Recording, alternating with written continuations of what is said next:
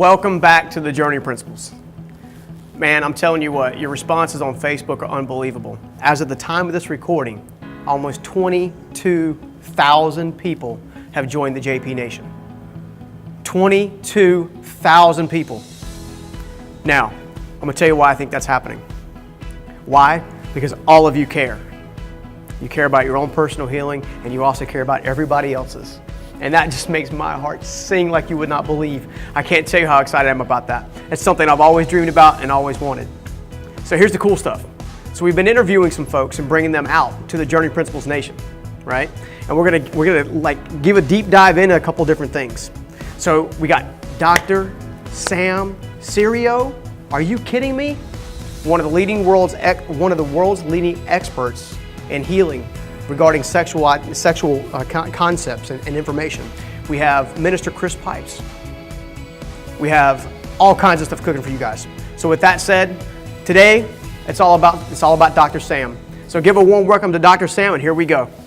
Some pastors or ministers or even church staffs, what has been the response from coaching them and helping them in this area, and what kind of results are they getting? You really don't have to say a lot, you just have to say it in the right way. And I found with pastors especially, you don't have to preach a whole sermon on any of these topics. You want to keep your job, number one. Right. And number two, you don't have to. Yeah. So within the scriptures, there's all sorts of times within so many different sermons by which you can share that God understands the hurt. And topics that you wouldn't typically think would be related to sexual topics can be. For example, Father's Day. There are people who come to church on Father's Day and they feel horrible. Yeah. Because their father did things to them that should never, but they've never told anybody. Right. So they're being told to honor their father. Honor father. To do all the ways of father. Yeah, and that's tough. They've been abused and they've never been apologized they don't even know their. What have you learned?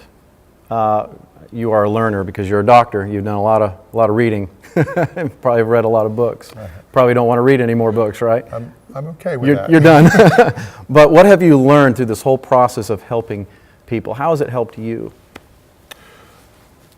Just seeing the enormity and the grace of God, that He really can solve any sadness. That people who think that, well, this is too deep for God, like same-sex attraction. We say, oh, that's in a whole different territory where, that can't be changed, or that can't be solved, or that can't be reconciled. So I've seen people that are involved in lifestyles or have had past trauma that are just huge. The stories I hear are just amazing. And I ask God, like, Lord, how could you have allowed this to happen to this poor girl when she was 14 years old for 10 years? But I'm amazed by seeing God being able to completely transform and heal and love on and renew people that, for all intents and purposes, they would never have been fixed up. They should be completely messed up.